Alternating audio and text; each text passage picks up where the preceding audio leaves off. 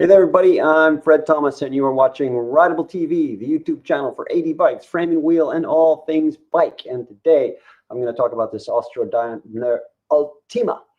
But before I do that, let me remind you that 80 Bikes is the modern face of Austro-Daimler cycling and the bike company of the future. And one of the ways that we are different from all the other bike companies that are out there is that we have the 80 Bike Sustainability Program, which allows you to turn all your old bikes, your old wheels, your old frame sets and components into cash that you can use to buy a Keese, an Ultima, or an Ubercross, or some other bike.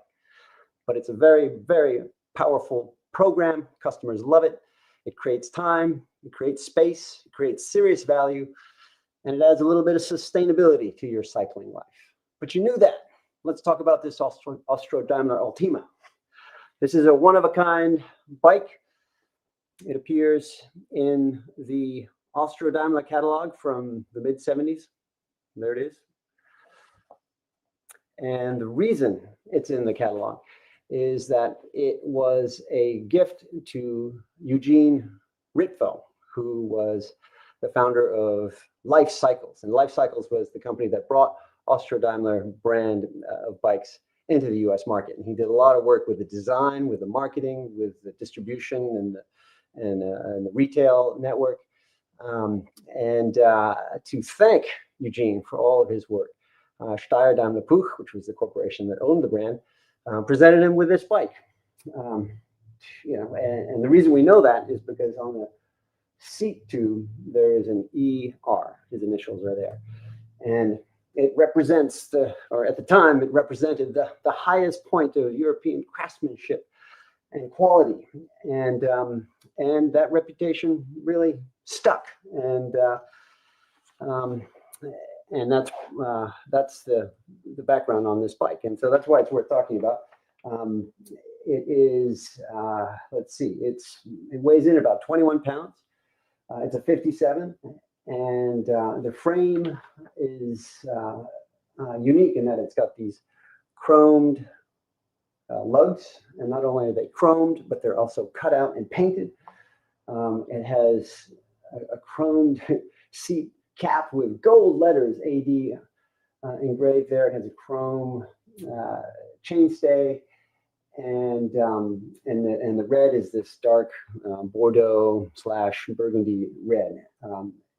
And so in addition to add to that sort of top end premium craftsmanship messaging, the bike's got Campagnolo Super Record, first generation group set on it. It's 5-speed, so all of this dates the bike to about the mid-70s. There's no serial number on it to provide any sort of guidance. So that's my guess on its dating. Handlebars are Cinelli Giro D'Italia. And funny thing is that they're 38 centimeters wide. Another example of how the cycling industry goes full circle. I mean, now everybody is looking for narrow handlebars. They were doing this back in the mid-70s. Cinelli seat, it's got tubular rims on it. The tires are 22 millimeters wide. It really is a real I wouldn't say dinosaur, but it's a real demonstration of how far the technology of bikes has come. But I will show you now what an Ultima looks like nowadays. There we go. It's come a long way indeed. So what we do here is we basically use all the colors that were available, that Austro-Daimler bikes used in the 70s and the 80s. And this is the Ultima, and it uses this rose silver finish that was in the market. We use the Ultima name because it's cool. But we use this American Hustle font on the red bike here. They use a font that was just really difficult to emulate. And instead of putting Austro-Daimler lettering on the down tube, which is complicated, it's hard to read, it's hard to spell, it's hard to remember. People get it mixed up with Houston Astros, Daimler, Benz. We just put the logo on the down tube, and that's mainly because the technology exists for doing that.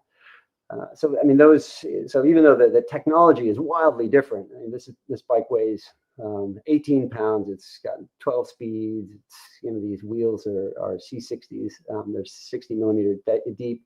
Tire width is 30 millimeter. I mean, this thing is totally different from the original Ultima, but the spirit is there in the color and in the logo fonts and in the logo itself. Here's a picture of the Ultima in the wild. We've got 40 centimeter bars on there. I didn't go for 38, thought that'd be too much. And it's got much more comfortable bar tape. And the lizard skin, I think it's 3.2.